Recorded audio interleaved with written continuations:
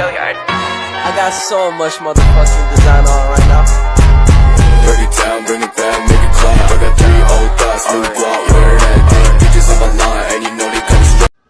Proklamasi adalah pengumuman resmi yang mengumumkan kemerdekaan suatu negara atau suatu pernyataan penting lainnya. Biasanya dibuat oleh pemerintah atau tokoh-tokoh penting yang memiliki otoritas. Misalnya proklamasi kemerdekaan Indonesia pada tanggal 17 Agustus 1945 yang menandai kemerdekaan Indonesia dari penjajahan Belanda. Yang baik yang berikut adalah pengertian dari reformasi. Reformasi adalah serangkaian perubahan atau perbaikan yang dilakukan dalam suatu sistem, organisasi atau masyarakat untuk meningkatkan efisiensi, keadilan, dan transparansi. Tujuannya bisa beragam, mulai dari mengatasi ketidakadilan sosial, meningkatkan tata kelola pemerintahan, hingga memperbaiki sistem ekonomi. Di Indonesia, reformasi juga merujuk pada gerakan sosial dan politik yang dimulai pada tahun 1998 dan mengakibatkan jatuhnya rezim otoriter baru dan terjadinya reformasi ekonomi dan sosial di negara ini. Pada zaman proklamasi kemerdekaan, perkembangan ilmu pengetahuan dan teknologi di Indonesia masih terbatas dan terpengaruhi oleh kondisi politik dan sosial yang tengah berubah setelah kemerdekaan. Beberapa hal yang dapat disorot pada saat periode tersebut meliputi: yang pertama, pembentukan dasar pendidikan nasional. Jadi, pemerintah Indonesia baru mulai mengembangkan sistem pendidikan nasional untuk meningkatkan literasi dan pengetahuan masyarakat. Hal ini termasuk mendirikan sekolah-sekolah dan universitas-universitas awal. Lalu, yang kedua, pusat-pusat penelitian awal. Nah, meskipun terbatas, beberapa pusat penelitian sederhana didirikan untuk mempelajari masalah-masalah lokal seperti pertanian, kesehatan, dan industri dasar. Yang ketiga, keterbatasan infrastruktur teknologi. Infrastruktur teknologi pada saat itu masih sangat terbatas. Akses terhadap literatur ilmiah dan kemampuan untuk mengadopsi teknologi dari luar negeri terhambat oleh kondisi ekonomi dan politik yang belum stabil. Yang keempat, kontribusi ilmuwan dan intelektual. Meskipun dalam kondisi sulit, beberapa ilmuwan dan intelektual Indonesia terus berupaya memajukan ilmu pengetahuan dan teknologi melalui penelitian, tulisan, dan kerja kolaboratif dengan komunikasi internasional. Periode ini merupakan awal dari perjalanan panjang Indonesia dalam mengembangkan ilmu pengetahuan dan teknologi setelah merdeka.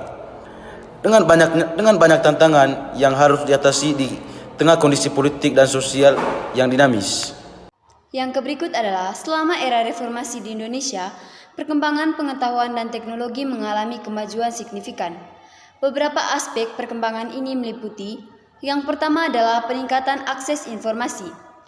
Liberalisasi media dan perkembangan internet telah memungkinkan akses yang lebih luas terhadap informasi dan pengetahuan dari seluruh dunia. Hal ini telah memfasilitasi pertukaran ide, penelitian, dan kolaborasi ilmiah. Yang kedua adalah peningkatan investasi dalam riset dan pengembangan.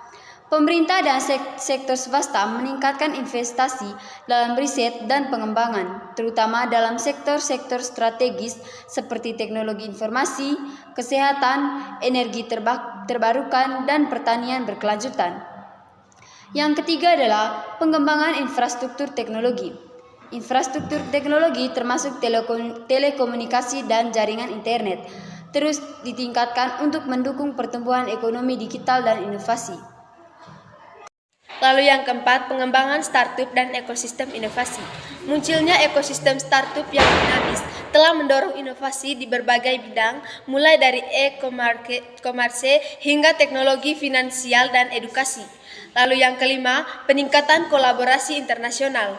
Indonesia semakin aktif dalam kerjasama ilmiah dan teknologi internasional, termasuk partisipasi dalam proyek-proyek penelitian bersama dan pertukaran ilmuwan dan akademisi. Lalu yang keenam, pengembangan sumber daya manusia. Peningkatan pendidikan tinggi dan pelatihan profesional telah meningkatkan kualitas sumber daya manusia dalam bidang ilmu pengetahuan dan teknologi. Meskipun masih ada tantangan seperti kesenjangan digital dan kekurangan infrastruktur di beberapa daerah, perkembangan dalam era reformasi telah membawa dampak positif dalam mempercepat kemajuan pengetahuan dan teknologi di Indonesia.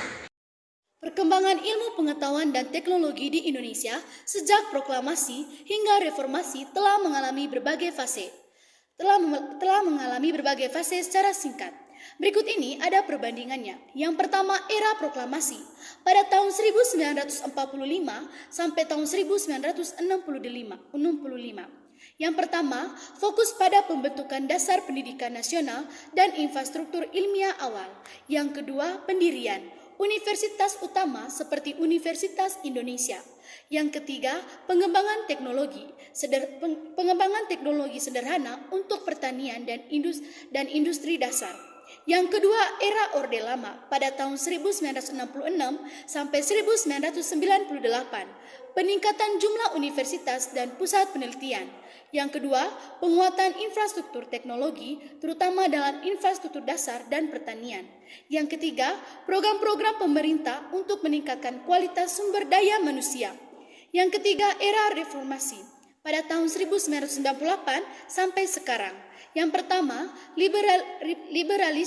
liberalisme ekonomi membuka pintu bagi investasi asing dan perkembangan teknologi.